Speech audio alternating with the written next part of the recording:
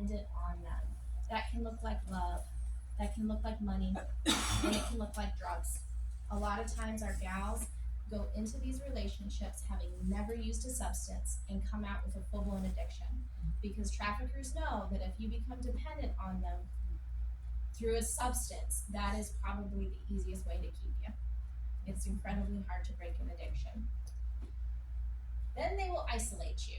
Then they will remove you from your supports. They will tell you to stop talking to your family. They will tell you you can't have friends. They will tell you who you can and cannot associate with. That then creates more of a dependency on that trafficker, leading back to that Stockholm syndrome of feeling like this person is taking care of all of my basic needs. And while this is an incredibly awful experience and I really want to get out of this, where am I going to go? I have nowhere to go. I can't go home because my parents have turned their backs on me. I can't go to the church because the church thinks that I've chosen this and they call me a prostitute. And I've heard that when I walked into a church. And I can't go for community services and help because nobody thinks that this is a problem. And that's what we deal with a lot of times, is they stay stuck because they don't know that people are willing to do the work, are willing to care, and that they want to see them free. And then lastly is control. So then they exploit after they've isolated you. They'll convince you to, do this, or other things will happen to you. And then at that point, they gain complete and total control. And what we've seen is, in your community, the best way to identify this, there are tattoos. We see a lot of girls with branding tattoos. If you see young ladies that have crowns, or they have the word king, if they have somebody's name, barcodes we've seen once in a while, but that's typically a European thing. They may have another woman's name that's not their name. They may have dollar signs. That's a big one that we see. Those are pretty significant signs that that person is being trafficked and that they have a pimp or a trafficker. And that's another piece of that control that they just do. They snag you in there. We talk about typologies when we talk about trafficking. That's what does trafficking look like? Who is the trafficker? And there's 25 different ones. We're just going to touch briefly on two. The number one is called intimate partner or marriage proposal trafficking. And that is about 32% of our folks have experienced that relationship piece of thinking that they're in a relationship with somebody they can trust, and then it turning into trafficking. And then 24% is familial trafficking. That's within the family, being trafficked out to other people. And again, we said the moms are the number one traffickers in that situation, with 65% of the time. 65%. So what can we do? This is the part where you can get involved. If you can sit with somebody and you can love on them, you are already making a difference. Most of these folks have never experienced unconditional love. They don't know what it's like to not be a transaction. And so if you can just sit with somebody and walk them through what it's like to be loved, you're making an incredible difference. We offer that as an opportunity through Freekind. It's called our advocacy training. We do a 40-hour training. It'll teach you all about trafficking. It'll teach you about trauma. It'll teach you about addictions, things that these folks are dealing with, and then how you can walk alongside them as a woman of faith. And we have these opportunities to really connect as a mission, like it's a mission field for us. Yet just yesterday, I was with a young lady that I've had for over a year and a half. My first experience with her is she didn't trust me. She thought that we were trying to get something out of her. We would provide her with some food and some clothes, and then she was just waiting for the ask. What do you want me to do? Like, is this another setup? I got her into a program. She was in the program for about 3 days, and her addiction kicked in. And she ran away from the program. And she was gone for about 7 months. I got a call a few months ago from her, and she said, I'm the last person you ever want to hear from. And I stopped everything I was doing, and I said, you were the exact person I want to hear from. And I got to share the story of the prodigal son.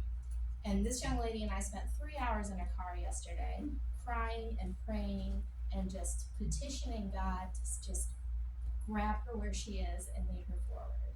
And she gave her life over. Amen. Like, these are the opportunities that we get to have as members of a community of faith that are called to work in some very heavy spaces. We have opportunities to volunteer. If working with a survivor seems a little bit too much for you, we just have some outside volunteer opportunities. We do events. We do a gala every year. We do a 5K. We are working on potentially some golf tournaments maybe in the future. And then we do kind of just little community events here and there that you can always come along and support. We have corporate partners. If you know anybody in a larger organization who's able to sponsor us, we have church ambassadors who are involved through regular giving or tithing to us.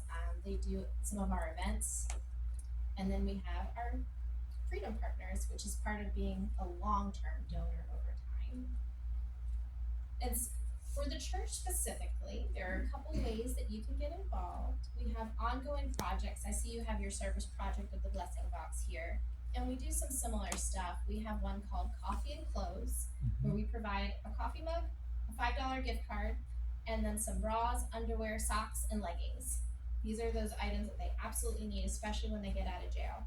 And we take that $5 mug in the coffee mug, and we actually go and we have coffee with them, and we sit with them, and we make them feel like they are people again, because they have been so far torn and ostracized from our community that they don't even feel worthy of that.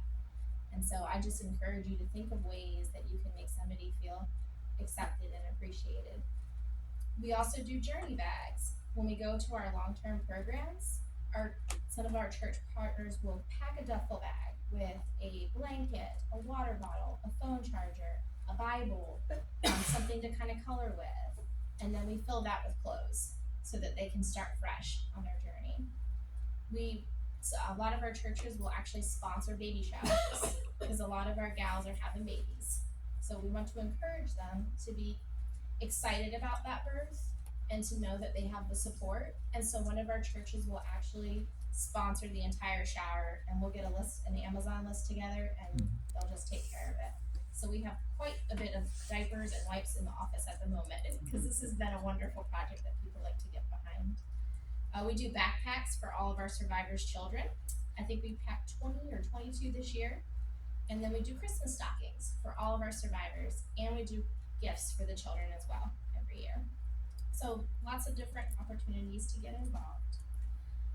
I'm going to leave you with this one quote, that no one ever came looking because I never went missing. And when we think of trafficking here in our communities, that's what it looks like. There could be a young lady or a young man sitting next to you at church who's going through this, and we won't know if we're not willing to ask. If you see something, say something. If something seems off, if they won't look you in the eye, if they look down, if they submit to somebody else to talk for them, if you see tattoos with like any of the things we talked about, if somebody is dressed kind of inappropriately for the weather or lacks the appropriate footwear, that's a big one. A lot of times they don't have the right seasonal clothing because people won't provide them with what they need, so they'll just get whatever. It has been a pleasure talking with you today, and I know this is really difficult, so I didn't get into a lot of the deep stuff, but if you do have more questions, I'm happy to answer them. Just know that I started in the restaurants, so my background is actually as a general manager of a restaurant, and what I discovered there was addiction. The addiction piece, I worked for 3 years at a drug and alcohol clinic, learning about addiction and what drives it. And while I was there, I found out about trafficking. Most of my folks were being trafficked for the substance because that's where they were bound. And so it's a journey of bondage. It's a journey of oppression. And if you're ready to fight and you're ready to start kind of freeing the generation, this is the space for you. It can be hard. I won't lie to you on that. But it is incredibly rewarding because you get to see God's grace and you get to see restoration right before your eyes. Amen. And that's pretty wild when that happens. Amen. So thank you so much for having me, y'all. And if you have any questions, I am